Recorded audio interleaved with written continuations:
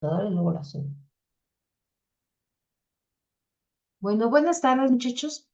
Hoy nos toca ver un poco sobre el análisis de la información y sobre todo sobre las fuentes donde obtenemos la información. Entonces, en esta segunda sesión, yo voy a empezar platicándoles un poquito, haciéndoles énfasis sobre, sobre cómo debemos llevar nuestro análisis.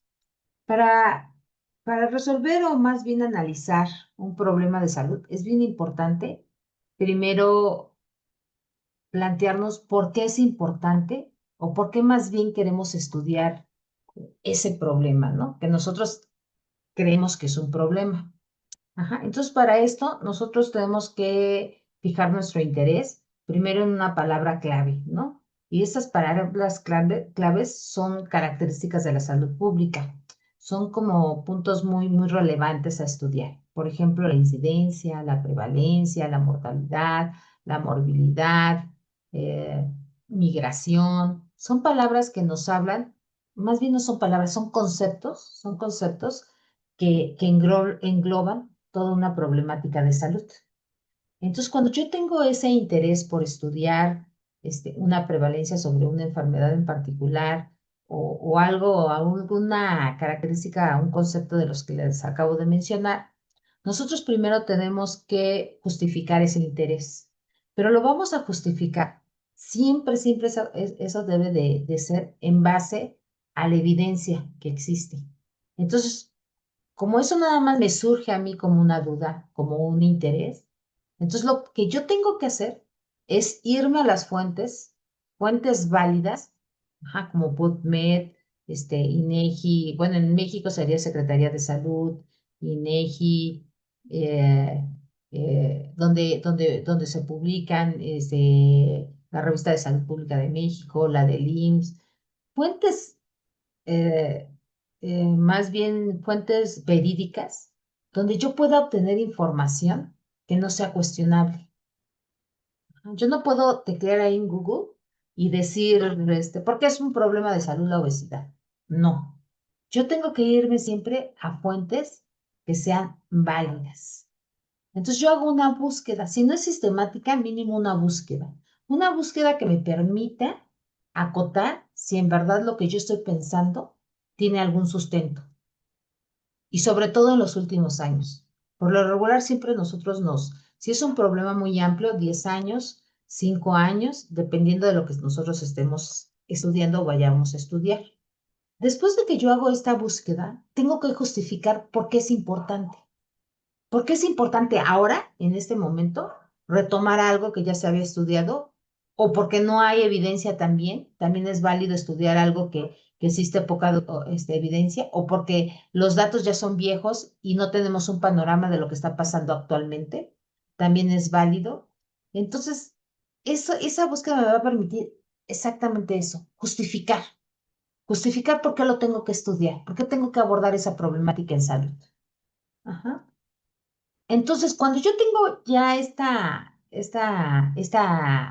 bien, estoy bien documentada, entonces ya es más fácil plantear una problemática, pero muy específica. Ajá. Y de ahí me voy a plantear una hipótesis. Y esa hipótesis tiene que ir vinculada a una pregunta que yo tengo que responder con un objetivo. Ahí es donde yo voy a tener que describir mi objetivo muy puntual.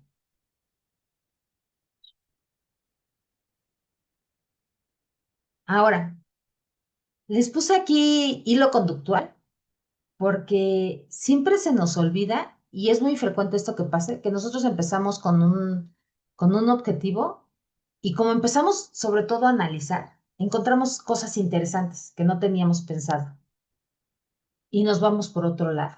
Si yo quería, por ejemplo, ver por qué las enfermedades crónicas son las enfermedades cardiovasculares son más frecuentes en mujeres que hombres, por ejemplo, ajá. Y de repente yo encuentro no sé, que, que sí, que las mujeres son más susceptibles pero siempre y cuando sean de comunidades rurales, Entonces yo ya me voy sobre la comunidad rural, pierdo mi objetivo. Entonces esto es bien importante. El hilo conductual, aquí yo les quiero, digamos, manifestar que el hilo conductual me estoy refiriendo a todo eso desde que ustedes inician a analizar esta problemática en salud hasta que ustedes terminan con una conclusión.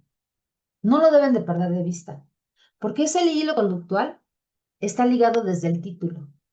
El título tiene que ver mucho con el objetivo, porque a simple vista que yo veo un título, digo, ah, se trata de obesidad, ah, se trata de mortalidad. Están estudiando casos nuevos de enfermedades infecciosas, por ejemplo, el dengue. Ujú. Entonces, me tiene que dar el título debe de ser claro y conciso. Me tiene que dar una idea general de lo que de lo que yo abordo en este documento. Y el objetivo tiene que iniciar con un verbo, tiene que tener incluida una persona y tiene que incluir un tiempo y lugar. No debe de ser tampoco muy grande y debe de ser muy conciso. Después viene la parte de métodos. Ujú. Yo nada más puse parte de métodos porque la parte de material y métodos, la material siempre se atribuye a toda la parte de bioquímicos y análisis. Y por lo regular en estudios poblacionales y sobre todo los de estudios de salud pública, nada más abordamos la parte de métodos. Y la parte de métodos considera el diseño. ¿Qué diseño de estudio me estoy refiriendo? Si es un estudio observacional, cuasi experimental, si es de corte, si es observacional, si es de corte, si es transversal, si es de casos y controles. Tengo que ser bien clara en la población de estudio. Y esto significa acotar. ¿Qué voy a estudiar? ¿Adultos? ¿De qué edades? ¿Mujeres? ¿De qué edades? ¿En edad reproductiva? ¿Infantes, escolares, preescolares? ¿O toda la edad pediátrica? Ajá. Y en la información tengo que detallar claramente, cuál es la información que yo dispongo y que voy a analizar para responder a mi objetivo. Ajá. Esa información, ¿cómo voy a saber qué información voy a recabar? Pues muy importante. O sea, toda la parte anterior de mi marco teórico, de la revisión que yo hice, de toda esta justificación y planteamiento del problema, me va a ayudar para acotar cuál es la información importante que yo debo de considerar en esto. Ahí es cuando yo me empapo, me documento y estoy empoderada para poder seleccionar este tipo de información. Y por lo regular aquí recurrimos, es muy frecuente que recurramos a información secundaria. Pero ojo, esta información, aunque sea secundaria, no deja de ser importante. Sí, solo sí es válida. Entonces es bien importante que nosotros aprendamos a identificar dónde tenemos que buscar la información para que sea válida. Y por lo regular siempre tenemos que escoger páginas o meternos digamos, a las plataformas de instituciones que se rigen por ejemplo, las instituciones gubernamentales. Y si no son gubernamentales, pues que se rijan por algún, pues sí, por algún comité donde valide toda la información que está presentando. Ujú. Otra forma, otra sección de este rubro de métodos es el análisis. Ahí en el análisis yo tengo que ser bien puntual qué es lo que voy a hacer y cómo lo voy a hacer. Hagan de cuenta que esta parte es como una receta de cocina. Ajá. Voy a, a través de un diseño transversal, voy a trabajar con población de 20 años y más de la Ciudad de México, a partir de la información, voy a recabar información o voy a bajar información de la Dirección General de Epidemiología, de los casos nuevos, de, por ejemplo, de hipertensión o de alguna infección. Ajá. Pero tengo que ser puntuales de dónde lo voy a bajar y por qué. Y ya el análisis, qué voy a presentar. Ajá. Todo esto es una estructura que yo llevo. No, entre más ordenada sea yo y sea muy precisa, voy a ser más objetiva y también yo no me voy a perder. Es bien importante que yo no me pierda de este proceso. Ajá.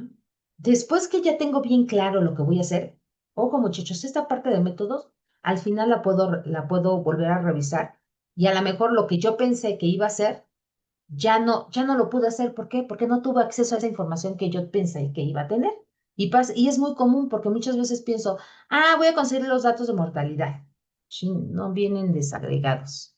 No voy a poder hacer el cálculo de tasas ajustadas que yo quería hacer por nivel socioeconómico.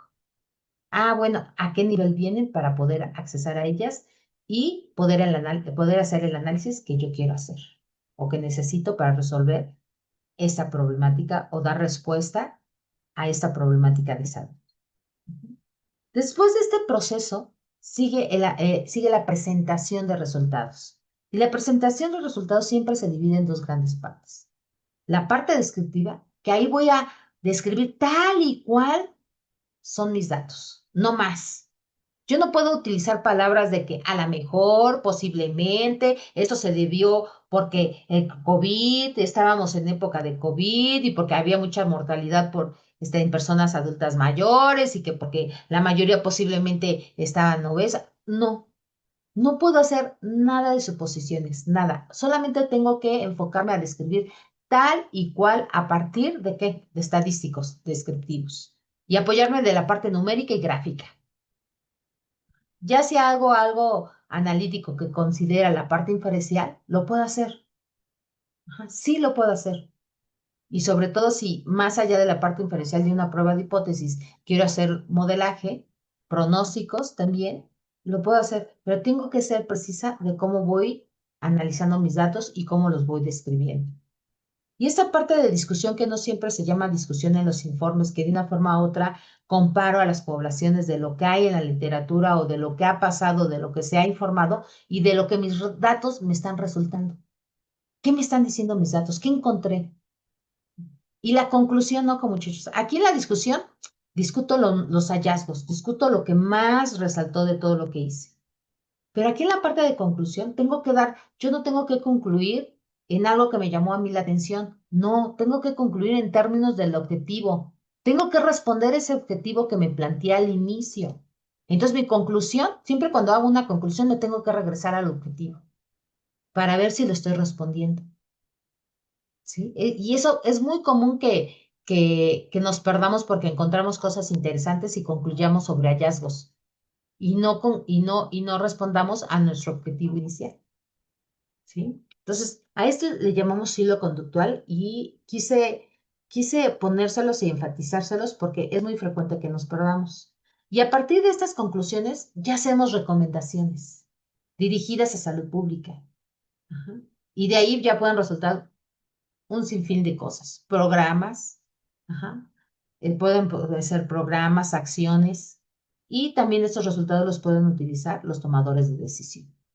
Pero nosotros nos quedamos hasta aquí. Si tenemos una injerencia más alta, pues sí podemos tomar decisiones, pero por lo regular no. A eso les toca ya otro nivel que van a utilizar, que digamos lo correcto sería que utilizaran este tipo de información para la toma de decisiones, ya sea para implementar políticas, para implementar programas o acciones en beneficio de la salud de la población. Ujú. Bueno, seguimos. Ahora, ¿qué información? Fíjense, aquí es una lámina que nos invita a reflexionar que no siempre vamos a disponer de lo que necesitamos.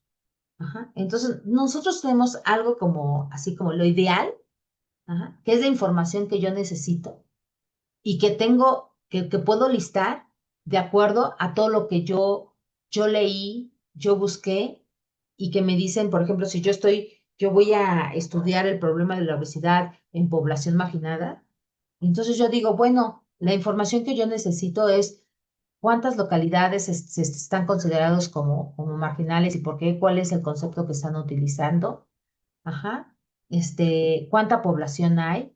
¿Qué tipo de información está disponible sobre la parte sociodemográfica? ¿Qué información está disponible sobre riesgos a la salud? y cuáles son los principales, aparte de la obesidad, que están vinculadas a la obesidad. ¿Por qué es importante todo esto? Eso es lo ideal, lo que a mí me gustaría tener y hasta el nivel ¿a qué nivel lo puedo tener? A nivel persona, que sería lo ideal, ¿no? El nivel de estudio más bajo. Pero no siempre lo tengo, y menos de fuentes secundarias. La mayoría de los veces lo tengo agregado. Ajá. Entonces, aquí tengo un problema bien grande, bien grande. Primero, que no voy a tener la información necesaria y entonces esa B que significa variables, las variables I1 hasta la N variables, se van a ver reducidas, porque mucha de esta información sociodemográfica o de riesgo de salud no pueda tener acceso a ella. Entonces ahí empieza a acotarse.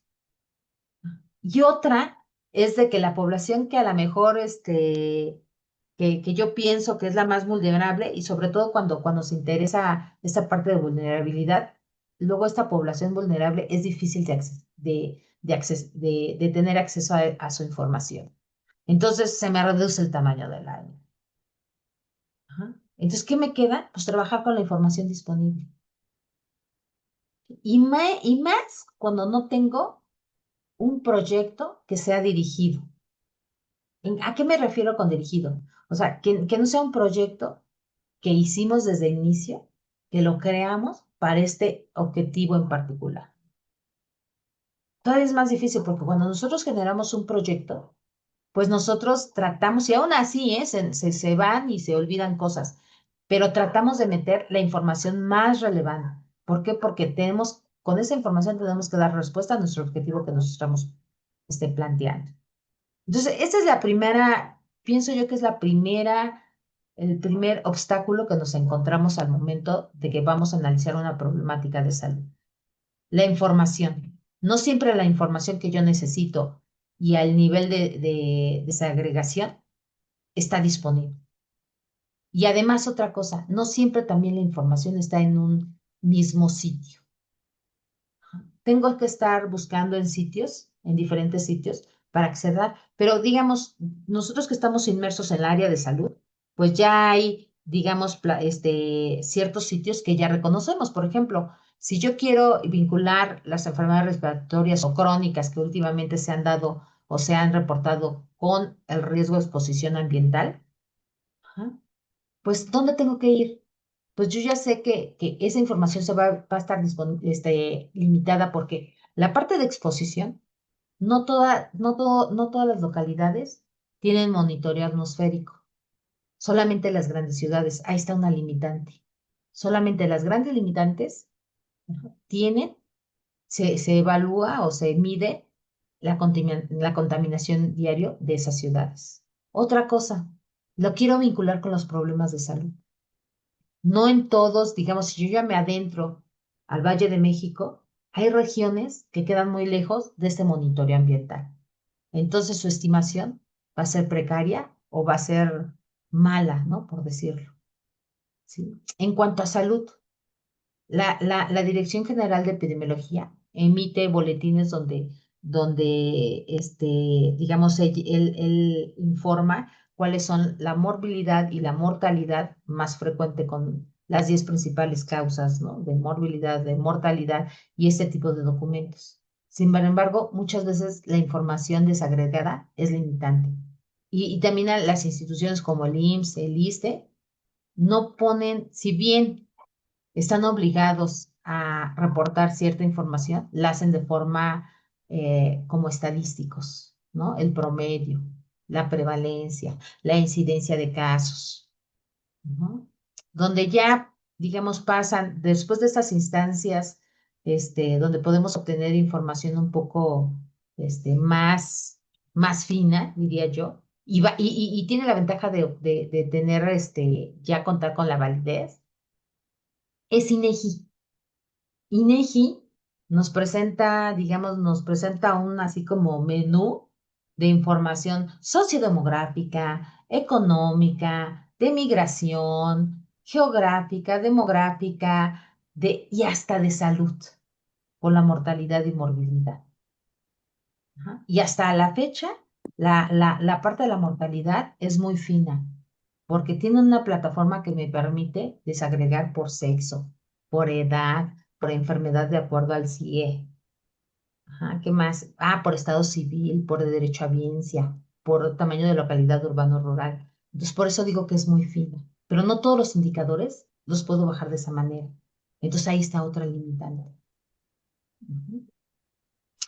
Entonces, tenemos una información, pero sin embargo, fíjense, muchachos, con todos esos bemoles, esta información que nosotros llegamos a disponer es valiosa, porque finalmente es la información que va a permitir hacer planes al futuro.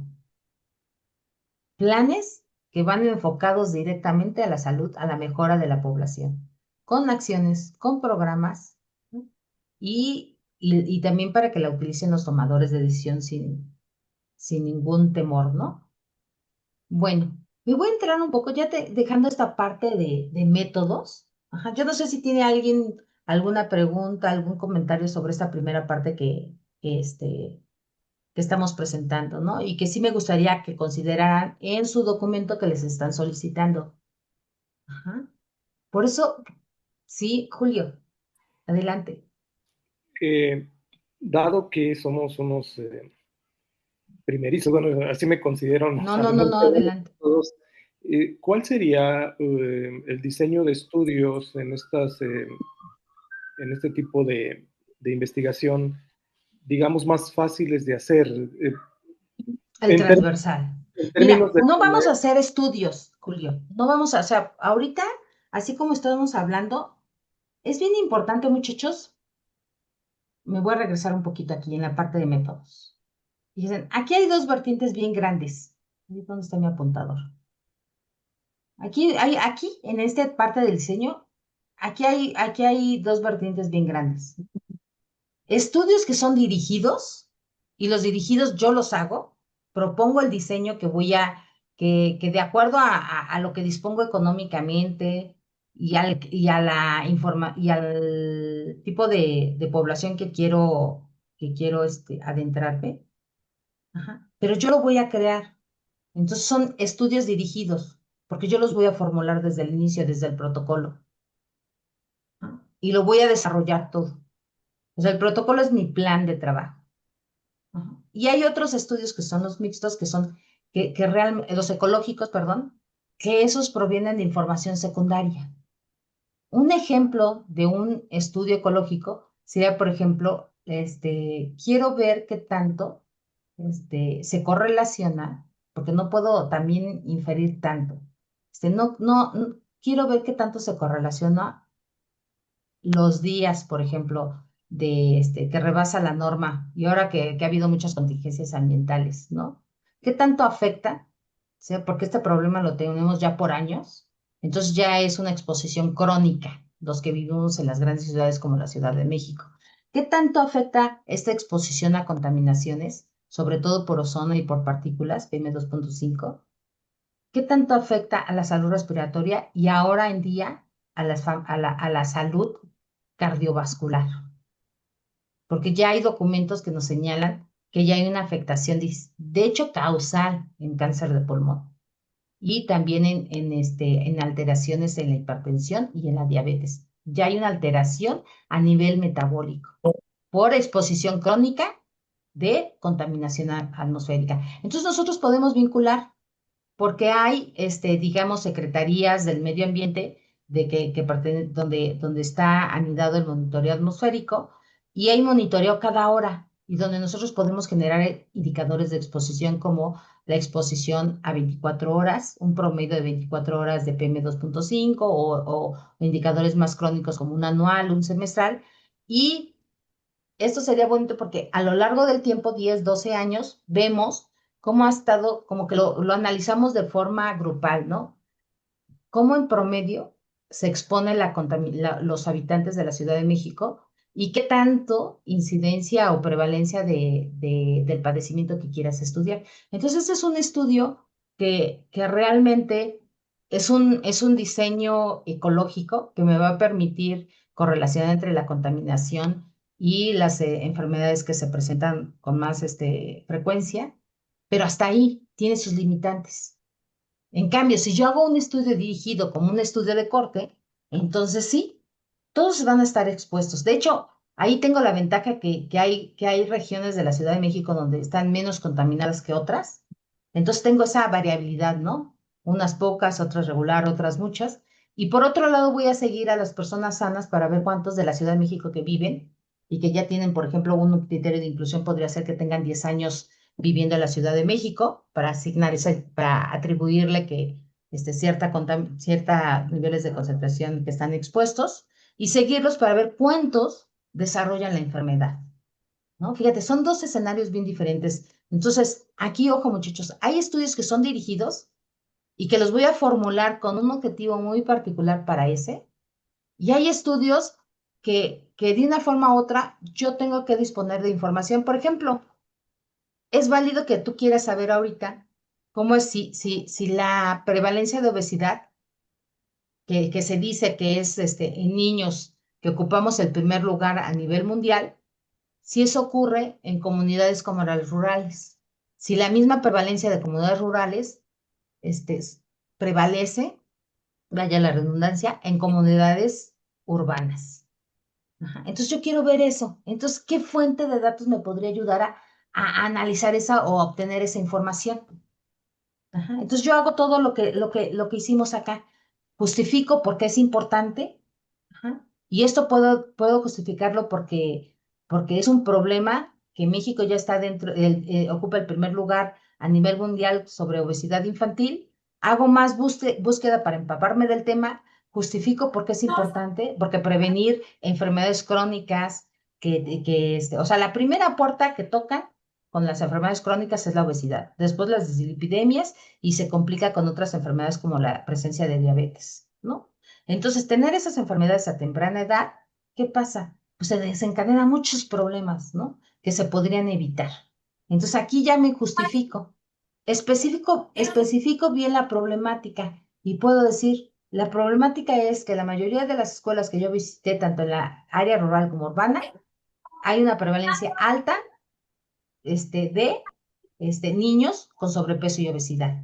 Genero mi hipótesis que los niños, a lo mejor de las zonas urbanas, como está más cerca la industrialización, el consumo de comida industrializada que tiene que ver más con las grasas, estas trans, pues les están provocando mayor daño. Ajá. Entonces, como yo nada más quiero ver las diferencias entre comunidades rurales y urbanas o el índice de marginación, me formulo un objetivo. Entonces, ahí hay mucha información que yo podría disponer de ella y analizar y responder a mi objetivo. ¿Cómo? Uno podría ser el ENSANUD. Ya tenemos un compendio de encuestas desde el 2000, tenemos 2000, 2006, 2012, 2016, 2018, 2018, 21, 22 y 23. Y está por salir a 24. Toda esa información yo puedo colapsarla y ver si es verdad que ha crecido la obesidad en México en población infantil y a qué grado. Y quién ha crecido de forma más acelerada, en la población urbana o en la población rural. Ajá. Entonces, fíjense en cómo fui llevando. Ajá. Entonces, ¿qué necesito? ¿Qué tipo de información necesitaría yo aquí? Pues a lo mejor todo lo que tenga que ver, si es obesidad, pues tengo que buscar también factores sociodemográficos, porque ojo muchachos, luego me voy nada más con la parte clínica, con la parte de salud, y no, toda la parte de riesgos a la salud, de daños a la salud que son las enfermedades, está estrechamente intercorrelacionada con la parte sociodemográfica, con la parte social, ¿ah? La parte cultural, la parte, o sea, aquí nosotros hemos sufrido cambios generacionales, ¿no? Entonces, todo eso es importante. Luego, muchas veces nada más nos vamos con la parte clínica y no. Ajá. Luego tienen un trasfondo más social, ¿sí? Entonces, eso es como yo lo abordaría, pero sí quise ser muy específica aquí, que aquí tenemos dos grandes vertientes cuando me refiero al diseño. Ajá. Un diseño de un estudio donde lo puedo subsanar con datos que tengo que puedo utilizar y que sería un diseño mixto o una encuesta transversal o un estudio transversal, porque voy a analizar una encuesta, los datos que voy a obtener provienen de una encuesta, o un estudio bien dirigido donde puedo formularlo para dar respuesta a mi objetivo y que si dispongo de dinero, pues sería un estudio de corte. Y si quiero ver la intervención de que si bajan los niños de peso o no, con mi intervención que de ejercicio, dieta o visitando escuelas o no sé, pues, un estudio experimental, ¿no? Donde tenga un control y un grupo donde voy a intervenir. No sé si respondí a tu pregunta, Julio. Sí, sí, yo creo que también estoy un poco confuso porque estaba pensando en los analíticos y, bueno, mejor el planteamiento es el siguiente. Ya tengo una serie de datos con respecto a pacientes con tuberculosis en una plataforma que está anidada en el Sistema Nacional de Vigilancia Epidemiológica. Entonces, debido a que ya tiene variables, tiene más de 200 variables, ese sería bueno para hacer un estudio, digamos, de analítico, retrospectivo puede ser, o estoy confundido ya en esto. Transversal. Transversal. Transversal, pero aquí es bien importante, formúlate un objetivo, porque formulándote el objetivo, de todas esas 200 variables que tú tienes, vas a acotar. Ok, Ajá, vas a acotar. Y formularte el objetivo es bien claro. Fíjense, estuve leyendo sus notas de cuando le solicitan su tarea y ahí es algo bien claro. Ustedes tienen que identificar una palabra clave relacionada a la salud. Incidencia, prevalencia, mortalidad, morbilidad. ¿Qué quieres estudiar sobre tuberculosis? ¿O qué datos disponibles hay? sí, la problemática Ujú. es, y esta la traigo desde un estudio cualitativo, de una investigación cualitativa, pero la quiero también hacer un estudio mixto, secuencial, pero empezar con la parte cuantitativa en cuanto a la adherencia al tratamiento en tuberculosis. Ah, bueno, mira, sí, bueno, pero a ver, platícame más para poder formular el objetivo. ¿Te Sí, interesa la adherencia al tratamiento en personas sí, que ya tienen diagnóstico de tuberculosis? ya, que ya incluso Ajá.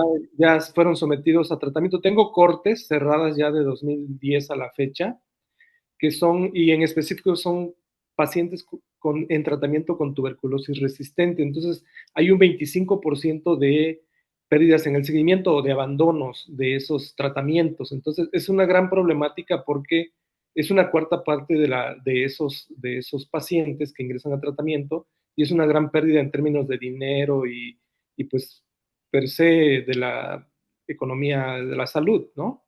Entonces, esa es la problemática y me ha estado interesando investigar eh, cuáles son los factores de Pero a ver, ojo, Julio, ¿tú vas a analizar la corte o a partir de ahí te nació te surgió como esta inquietud, este interés y quieres buscar información, por eso acudiste a esta plataforma para buscar información sobre tuberculosis?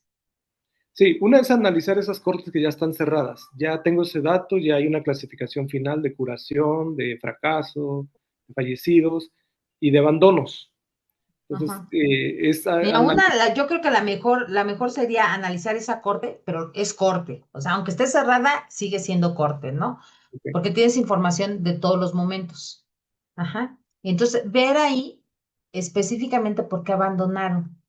O sea, ver qué características, pero yo me iría primero al comparar los que terminaron el tratamiento hasta que se cerró la corte, qué características tienen, primero desde la parte sociodemográfica, social, ajá, versus los que abandonaron el tratamiento. Primero sus características, digamos, generales, como su edad, el sexo, si tenían pareja o no, más sobre a lo mejor los estilos de vida que tenían. Ya, si tienen rutinas, ajá, y verlos y compararlos con los que terminaron el seguimiento. ¿Qué características tienen? Yo me iría primero por ahí, un poco para desmenuzar, ir viendo hacia dónde se van, hacia las características sociales, hacia las características clínicas, hacia más de estilos de vida, ajá, que los hace que abandonan la parte económica, ¿no? okay.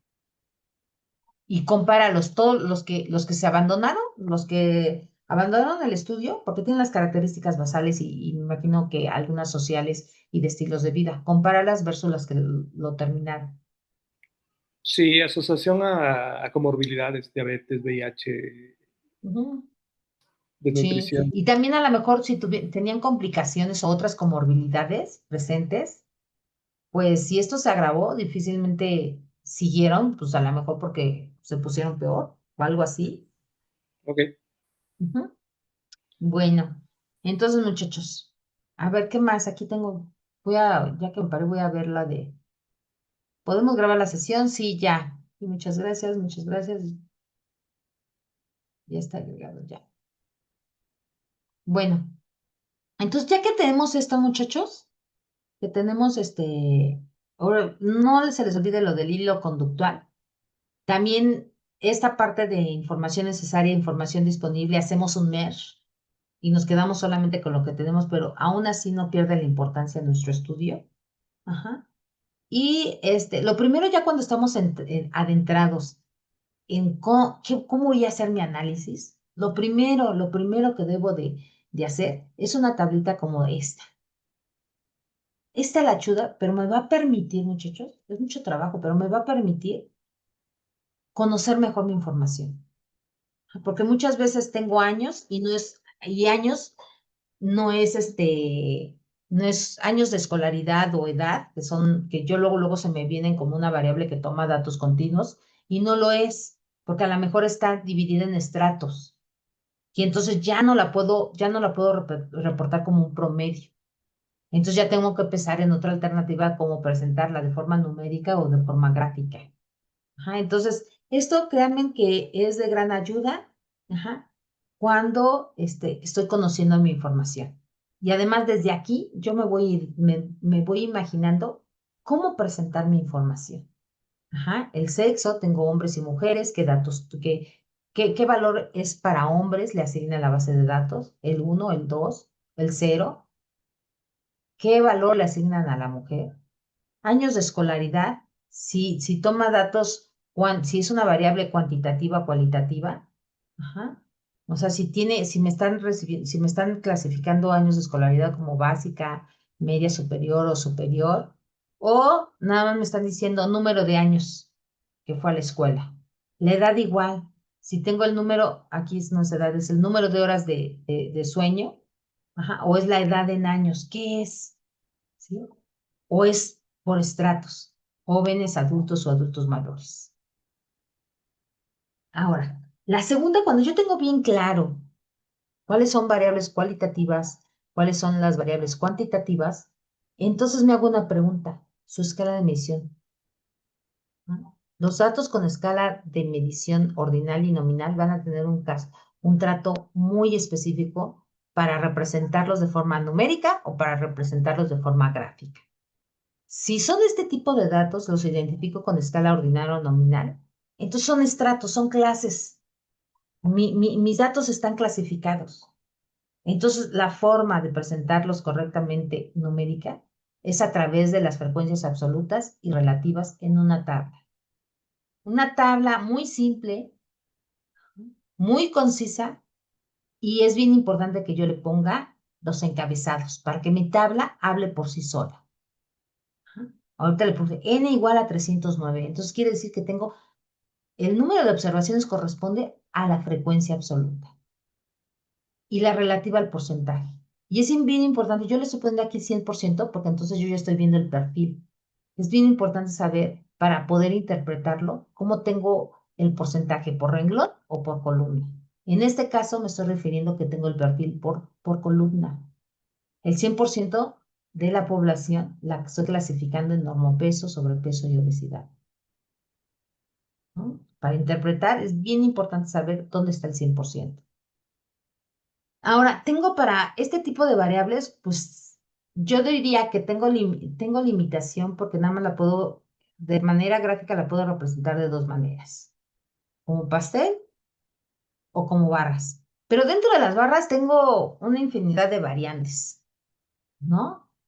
Porque son las apiladas, son para datos comparativos, las puedo agrupar, les puedo poner. Entonces, Aquí puedo jugar con muchos ejemplos de la parte gráfica de barras y variantes, ¿no? Comparándolas, apilándolas. Entonces, la parte gráfica solamente la puedo representar en forma de barras, pero sin embargo, o sea, aquí la creatividad es muy grande. Ujú. Tengo la parte, cuando mis datos son de la escala absoluta o de intervalo de razón, entonces ahí yo ya tengo como más holgura, tengo más opciones, ¿no? La parte numérica, pues me dirijo realmente al promedio o presentarla a través de la mediana, su rango de cuartílico, o presentarla como un intervalo de confianza donde yo lo pongo P25, P75, que me están representando el percentil 25, el percentil 75. Y el rango intercuartílico no es más que la diferencia entre el P75 menos el P25. ¿Cuándo presentar una y cuándo presentar otra? Esto ya lo habíamos dicho en la clase pasada. El promedio voy a asumir que voy a presentar un promedio, sí, solo sí. La distribución de mis datos se distribuye de forma normal, es simétrica, porque entonces el promedio es el mejor estimador. Pero si mis datos son asimétricos, ujú, entonces voy a recurrir a presentarlos con una mediana. La generalidad de mis datos la voy a representar a través de una mediana. ¿Sí? Y aquí les pongo algunos ejemplos, características antropométricas y tensión arterial. Tengo la edad, que es de 40 años con una desviación estándar más menos 5. Entonces quiere decir que estas personas tienen una edad entre 35 y 45 años de edad en el grupo de hombres. Y en el grupo de mujeres tienen una edad promedio de 37 años, más menos 4. No hay una diferencia estadística significativa, por eso y lo digo por el valor de P que estoy observando. Después tengo una tensión arterial sistólica y esa tensión arterial sistólica la puedo interpretar de varias formas. Vamos a interpretar la que está marcada de negritas, que es del grupo de mujeres. En el grupo de mujeres, ajá, el 75% del grupo de las mujeres alcanza una presión de hasta 159 milímetros de mercurio. Mientras que los hombres es de 129 milímetros de mercurio. Ajá. La diferencia es marginal. Ujú. Si somos estrictos, no hay una diferencia significativa. Y en cuanto al peso y la talla, podemos decir que en el peso sí encontramos una diferencia significativa. El peso promedio en los hombres, no, el peso es mayor en los hombres en general que las mujeres. Y podemos decir también que el 75% de los hombres pesan no más de 106 kilogramos, mientras que las mujeres 82 kilogramos. En la talla, el 75% de los hombres, o se puede interpretar el 50% de los hombres pesa no más de 179, no, mide no más de 179 centímetros y en las mujeres 159 centímetros. Ujú. La representación gráfica de cuando nosotros tenemos una escala de intervalo de razón es variadísima. Aquí podemos tener líneas, podemos poner puntos que me hablen de una tendencia, podemos tener estas cajitas que se llaman box plot, cajas y bigotes, que me van a representar. Estos son muy bonitos cuando queremos comparar, cuando tenemos grupos, ya sea por ejemplo nivel socioeconómico, tenemos grados de obesidad, como hombres y mujeres, y tenemos además una variable que toma datos continuos y queremos comparar, porque queremos comparar casi su distribución de datos. Y es bonita y es ilustrativa porque la raya del medio me marca la mediana. La cajita superior es, déjense las señalo aquí, esta. Esta es el percentil 75, percentil 25 y la mediana. Aquí, por ejemplo, claramente veo que no hay una diferencia. Ajá. La mediana en ambos grupos, tanto en hombres como mujeres, es exactamente la misma. Y me estoy refiriendo, creo que a la edad. Ujú. La gráfica que tengo aquí a la izquierda es una combinación entre histogramas y gráficas de dispersión, que es como la que tengo acá arriba, y me está graficando con azul una línea de tendencia. Ajá. Entonces, es una gráfica que me ayuda mucho, sobre todo cuando quiero ver la correlación que hay entre una variable y otra. Y también, de hecho, en este tipo de gráficas puedo poner la fuerza que sería la correlación. Ujú. Este tipo de gráficas que son más... Esta sí la podemos hacer en Excel, que es la de dispersión. La de líneas también la podemos hacer en dispersión. Esta gráfica, ¿no? Esta gráfica que es combinada con varias gráficas, no la podemos hacer en Excel. Esta podemos hacer una parecida, no exactamente la misma de caja y bigotes, pero podemos hacer una parecida en Excel. Aquí tenemos, les voy a presentar a continuación. Bueno, ¿alguien tiene alguna duda sobre la presentación gráfica de datos discretos y continuos? Para detenernos, muchachos, ¿no? Bueno, continuamos. Entonces, ahora les voy a presentar una serie de gráficos de datos reales, ¿eh? Son de trabajos reales, que muchos son de mis alumnos, otros son míos. Y ahorita estoy haciendo una tesis con una chica de salud pública, donde ella va a correlacionar las concentraciones promedio del monitoreo de las grandes ciudades del país, y entre ellas está el Valle de México, va Jalisco, Monterrey, Guadalajara, me falta otra, bueno, otra. Y va a analizar datos desde 1997 hasta el 2005, porque lo va a correlacionar con enfermedades crónicas como es la incidencia de diabetes y de hipertensión. Ajá, entonces, primero ella está explorando cómo está el comportamiento de las concentraciones de PM10, de PM2.5 y de ozono. Entonces, es una gráfica ahí que ella está presentando y donde realmente observamos cómo oscilan las concentraciones, ¿no? Y aquí las estratificamos por tres temporadas: seca, fría, húmeda, cálida y seca, cálida, ¿no? La seca cálida nosotros la acabamos de pasar. La seca cálida es de marzo a junio. Ajá, entonces la acabamos de pasar.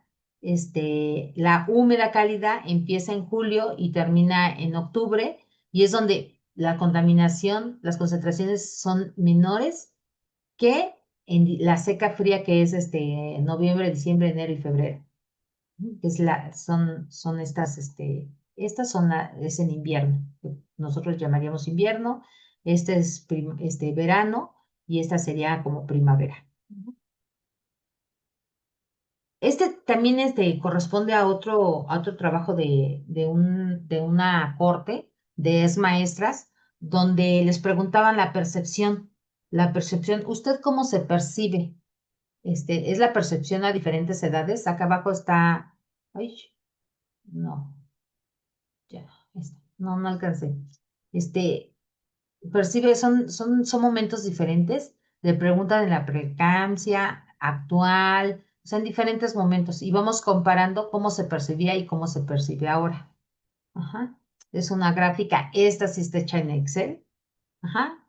Y aquí podemos ver el porcentaje, ¿no? El porcentaje de mujeres en cada una de las percepciones de cómo se ve ella. Esta información de percepción se correlacionó con el peso y la talla de la mujer, y había una concordancia alta. Ajá, encontramos una concordancia.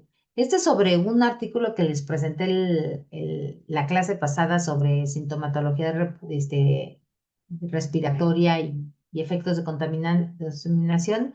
Es un estudio que es de una corte, y donde claramente nosotros vemos cómo, a medida, sobre todo aquí en dosis y bilancia, a medida que aumenta la contaminación, ajá, porque en la contaminación la blanca es un día anterior, 2 días, la contaminación de 2 días acumulado, de 3, 4, 5. Y cuando acumulas, cuando los días consecutivos ha estado contaminado, cómo se incrementa la tos y las sibilancias y el uso de broncodilatador en niños asmáticos. Ajá. Este, Esta es su rúbrica, aquí la puse. Ajá, la puse quise como abordarla para poderles preparar esta información, pero también les preparé otro material, muchos, que creo que puede venir muy ad hoc a lo que ustedes piensan hacer en su trabajo de tarea. Aquí les voy a presentar una serie de gráficos son diferentes ejemplos, pero realmente a mí lo que me interesa es la parte gráfica, para que ustedes puedan utilizarlo y replicar este tipo de gráficas. Aquí nosotros estamos presentando tanto la reactancia y la resistencia, ajá, en diferentes grupos. Ajá, aquí teníamos un grupo que era el placebo y el otro el DHA. Este es un estudio, un ensayo clínico aleatorizado doble ciego, donde se siguieron, bueno, se invitaron a participar a mujeres embarazadas de entre el promedio en 22 semanas de gestación y durante el embarazo tomaron DHA. Se suponía que la hipótesis de este estudio es que los niños, había dos brazos, dos vertientes. La primera era que todas las madres que fueron suplementadas con DHA, sus niños iban a tener menos problemas, iban a ser mejor evaluados en la parte de neurodesarrollo, ajá, en los primeros meses de vida. Y la segunda hipótesis que se estableció en el estudio es que todas las madres que fueron suplementadas con DHA, los hijos de las madres que fueron suplementadas con DHA, durante los primeros 4 años de vida iban a presentar menos síntomas respiratorios. Ajá.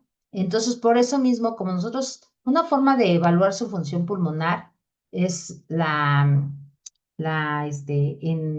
población, o sea, es la función pulmonar a través de la PEP, la FBC, estos marcadores, pero estos son válidos para población a partir de 6 años, 7, porque se necesita una cooperación por parte del paciente. Entonces, evaluarlos a través de la reactancia y resistencia es ad hoc para niños menores de esa edad, menores entre 1 y 6 años es ad hoc porque no necesitamos la colaboración o la ayuda del paciente. Entonces se implementó y se valoran a los niños desde los 3 hasta los 11 años de edad. Entonces aquí estoy presentando cómo fue evolucionando su función pulmonar a través de la reactancia y la resistencia, con una gráfica de líneas, porque quiero ver esa tendencia. Por eso estoy utilizando. Y además, como tengo datos continuos, ajá, tengo valores continuos, ¿no? 9,5, 8,4, 7,7, 8,2, 6,4, -4,6, -3. Tengo datos continuos. Entonces, este tipo de gráficas es ad hoc cuando tengo datos continuos. Me detienen, muchachos. Cualquier duda, cualquier comentario, por favor, háganmelo saber. Bueno, aquí les pasé los datos y la gráfica, cómo podemos, miren, aquí está, aquí sí se ve, antes de la menstruación, cómo se percibían, la mayoría de las mujeres se percibía delgadita, a mí me llamaba mucho la atención esta, ¿no? Y 2 años después de su menstruación, cómo se va moviendo el comportamiento de las barras, y entre los 25 y 30 años, y miren, actualmente, la mayoría es la gráfica azul, que está aquí. Ajá. Entonces, es una información que es percepción y que muchas veces este tipo de información, cuando recabamos de la percepción, la hacemos menos. Y no, esta información que recabamos la correlacionamos con el peso y la talla de las mujeres y hubo una gran concordancia entre esta información y la medida y la pesada. Entonces, esta me gustó mucho porque llegamos a ese punto.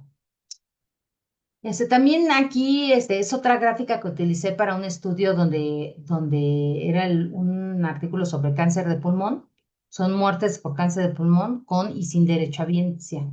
Y aquí miren, vemos cómo en el 2004 aquí había el 30, es el porcentaje de muertes. Aquí teníamos 31% de muertes. Del 100%, 31%, ajá, no tenían ninguna seguridad social. Ajá. El 47% tenía IMSS. Ajá. Y que hice el 9%. Y fíjense, aquí como vemos, si veo al IMSS, casi por lo regular siempre, de hecho, ha bajado, pero muy tenue, porque empezó 47, 44, 45 y se ha mantenido en 43 y 44. Entonces, lo podemos ver a través del tiempo, cómo se ha movido este porcentaje, ¿no? El ISSSTE siempre ha sido alrededor del 9%. Ajá. Pero no pasa lo mismo con el Seguro Popular. Empezamos con poca población que era beneficiaria del Seguro Popular y cómo fue creciendo la población hasta llegar al 21% en el 2016. Ajá. Y un porcentaje muy parecido lo tomó con otras, donde está involucrado Sedena, Pemex y Segmar. Y el azul marino corresponde a las que no tienen derecho a biencia. cómo ha ido disminuyendo y fue por el Seguro Popular, ¿no? Aquí vemos cómo se reinvierte. Aquí eran muchos, 31% contra 1%, y al final tenemos 12 contra 21. Prácticamente es donde se van, ¿no? Los datos. Entonces también aquí les quise compartir. Este archivo se los voy a compartir. Seleccioné gráficas que he trabajado en Excel para que ustedes les puedan espero que les sean de utilidad. Ajá. Este ejemplo es un ejemplo que me pareció muy bonito y porque muchas veces tenemos información con tablas que son grandotas, que son densas, que son difíciles de leer y además de verlas nos da flojera. Ajá. Entonces, este tipo de gráficas me parece que son muy ad hoc porque a simple vista yo puedo ver las diferencias, ¿no? Con la grafiquita. Y la barrita me está representando, por ejemplo, aquí, muchachos, este es 13% contra 7,6%. Ajá. Este se trata de un estudio de diabetes. Todas son personas diabéticas, no diabéticas, no, personas en condición de diabetes. Ajá, que no tienen complicaciones y que tienen complicaciones, y lo estoy contrastando con la sintomatología depresiva. Ajá. La sintomatología depresiva se define a través de estas preguntas. Ajá. Que si se ha sentido triste, que si no tiene, que si le cuesta trabajo concentrarse, que si se siente deprimida, que si hace esfuerzo y que si duerme mucho, que si disfruta la vida, que si, ¿no? Entonces, todo esto, todas estas variables se consideran y se suman y se ponderan para sacar la presencia de sintomatología, sí o no. Y aquí vemos cómo las personas que tienen complicaciones tienen son el 50%, mientras que de todas las que no tienen, no presentan, de las que no tienen complicaciones, que es la primera columna, como nada más el 29%, ¿ah? El 29% sí tiene síntomas depresivos, ¿sí? Entonces aquí prácticamente vemos cómo se está, son más, de todas las que tienen complicaciones, el 50% sufre de sintomatología o padece de sintomatología depresiva. Ajá, entonces me pareció también otra forma de presentar la información. Y aquí tengo otra gráfica donde este tipo de gráficas son muy útiles porque por un lado aquí juego con dos ejes. Ajá, aquí estoy presentando la prevalencia de los factores de riesgo cardiometabólicos. Ajá. Y dicen, una manera es presentar esta tablita y presentar su prevalencia y sus intervalos de confianza. Ajá. Pero otra forma de hacerlo es presentarlo gráficamente. Y lo presenté gráficamente porque de un lado me está representando el porcentaje, que es del lado derecho, esta parte, y del lado izquierdo como estos datos provienen de una encuesta, de la encuesta nacional 2021 hasta la 2024. Ajá, es un convenio de encuestas nacionales. Entonces, esto es bien importante porque por ejemplo, este 13%, no este 43% de prevalencia me está representando a casi 7,5 millones de habitantes. Ajá. O sea, el 7,5 adultos de 20 años y más está en una condición de sobrepeso. El 31% está en una condición de obesidad. El 32% salió con diagnóstico de hipertensión. Con diagnóstico de diabetes, el 13%. Hipercolesterolemia, 13%. Hipertrigliceridemia, el 60%. Ajá. Elevado LDL, que es mayor o igual a 100, 54%. Resistencia a la insulina, 28%. Ajá. Baja tasa de filtrado glomerular, aquí está poquito, 3%. Y el riesgo cardiovascular a través del globo RIS, 39%. Entonces, tienen el riesgo de desarrollar a 10 años un evento cardiovascular, el 39% de los adultos mayores de 20 años. ¿No? Entonces, me parece interesante porque podemos jugar con el porcentaje y con el número de personas que me está representando ese porcentaje. Ajá. Tengo otro que también está publicado dentro de los resultados del ENSANUD, donde estamos comparando, fíjense, en varios años, 2012, son encuestas nacionales, 2012, 18, 21, 22 y 23, y estamos presentando la prevalencia de detección oportuna de Papá Nicolau y de exploración senos como métodos de tamizaje. O sea, ¿cuántas personas acuden a una revisión de Papá Nicolau porque temen algo, porque sienten sintomatología? O sea, sin conocer en verdad su verdadero diagnóstico, ¿no? Les puse que es de tendencias. Este es aquí les puse por si quieren indagar más ya está publicado, es un artículo de mortalidad de diabetes en México que está contemplando desde el 2000 al 2019. No lo hice en Excel, muchachos, porque, fíjense, y se los presenté aquí para despertar en ustedes la curiosidad. Este análisis, parte del análisis, porque otra parte este análisis tiene dos análisis bien bonitos. El primero es con Joint Point Regression.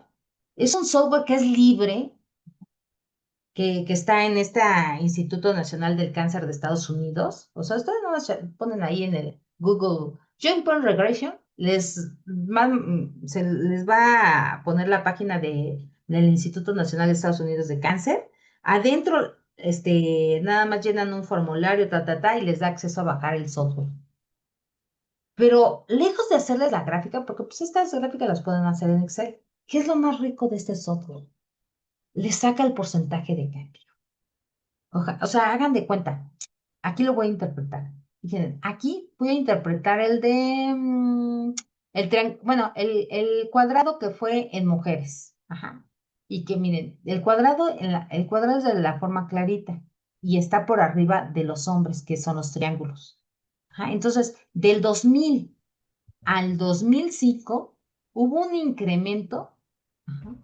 un incremento en la mortalidad de diabetes. Ajá. Pero esta fue mayor en las mujeres que en los hombres. ¿Y de cuánto fue este incremento? Ajá. Fíjense, acá me voy a las mujeres y digo, del 2000 al 2024 este incremento fue del 3,9%. Ajá. Y fue significativo, el asterisco quiere decir, este incremento fue significativo. Después hubo un decremento, que aquí ponen del 2004 al 2013, del 2004 al 2013, hubo el decremento, pero fue muy ligero, no fue significativo, el decremento fue del 4%, o sea, no fue ni del 0,5 puntos porcentuales. Pero después de ese periodo hubo un incremento del 2013 al 2016, es este. Y el incremento fue del 2,1%, pero tampoco fue significativo. Y después de este periodo hubo un decremento, o sea, después del 2000, aquí está exactamente, del 2016 al 2019, hubo un decremento muy fuerte del 4,4% y fue significativo. Ajá. Esto es lo más rico de este software, que me da esto. O sea, no nada más me da las tasas, no nada más puedo graficar las tasas de mortalidad, sino esto, muchachos, este porcentaje de cambio que me dice cuánto creció o cuánto disminuyó en periodos, en segmentos, es muy, muy, muy, muy importante. Ahora, en hombres, dicen, en hombres se revirtió, por ejemplo, estaban por abajo de las mujeres del 2000 al 2005. Ajá. Pero después del 2000, desde el 2005 hasta el 2017, volvió a crecer, pero no de la misma manera. Aquí la pendiente es más pronunciada, ajá, y aquí prácticamente se ve. Aquí creció 4,2%. Pero en el segundo rango que va del 2005 al 2017 creció significativamente, pero 1,1.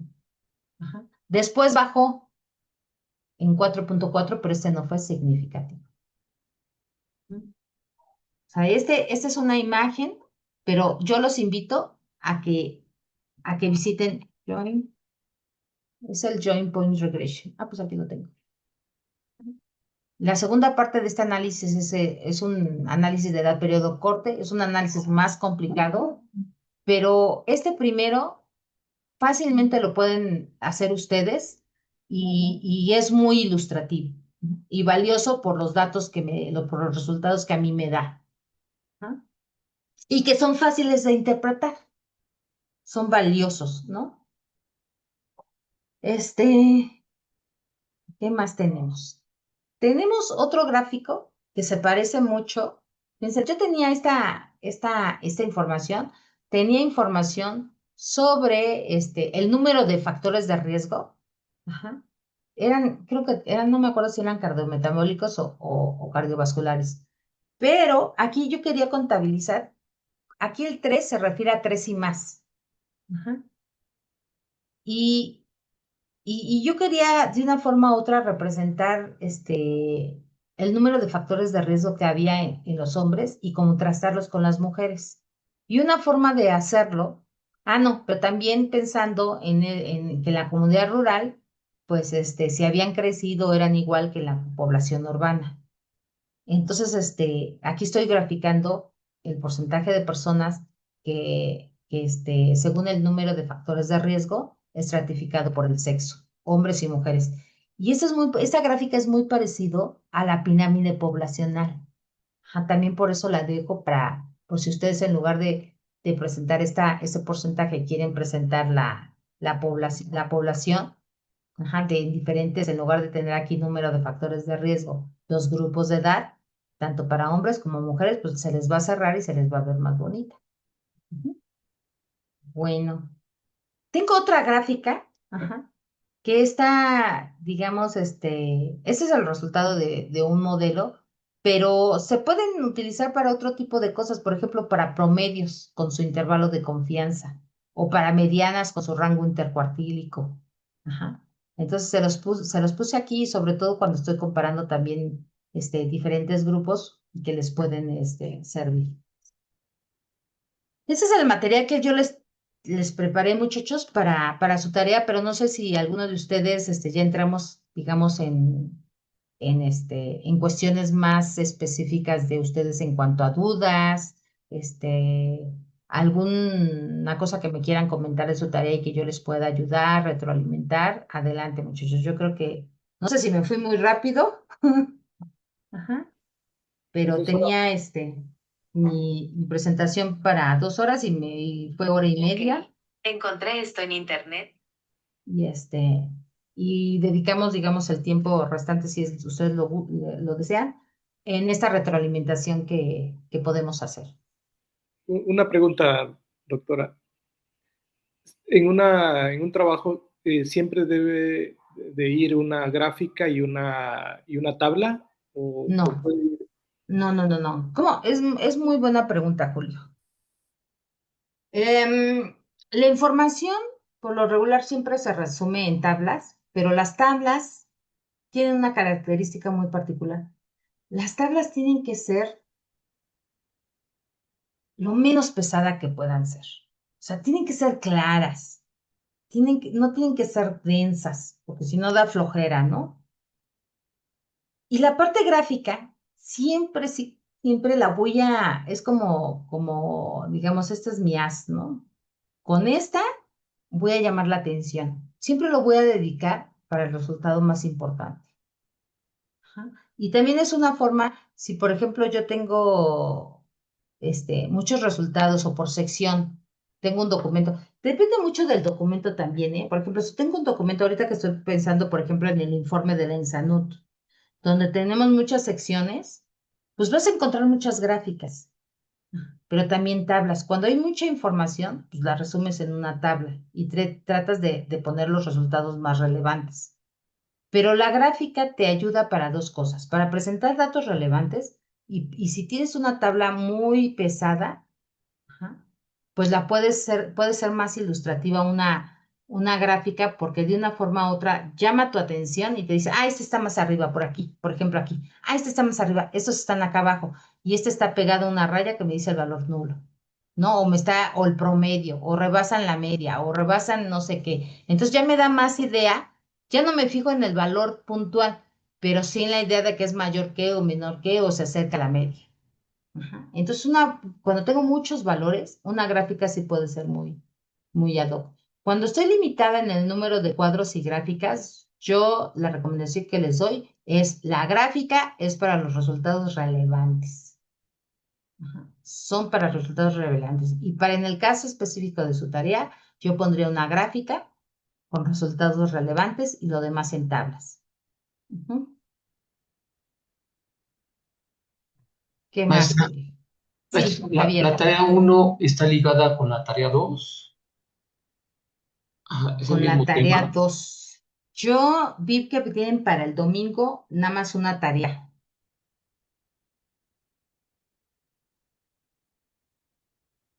¿Sí es correcto o no? Es que hay una que dice sesión, bueno, que tiene que ver con la sesión. Ajá. Dice sesión en vivo, presentación de datos mediante recursos gráficos. Y menciona que utilizando el ejercicio anterior. Em, a ver, déjame leerla. Una vez el punto de identificación. Posterior a la sesión deberás crear las gráficas para el informe que presentaste en la actividad anterior, pero no sé si solo quiere como que expliquemos el tipo de gráfica que hayamos utilizado con los datos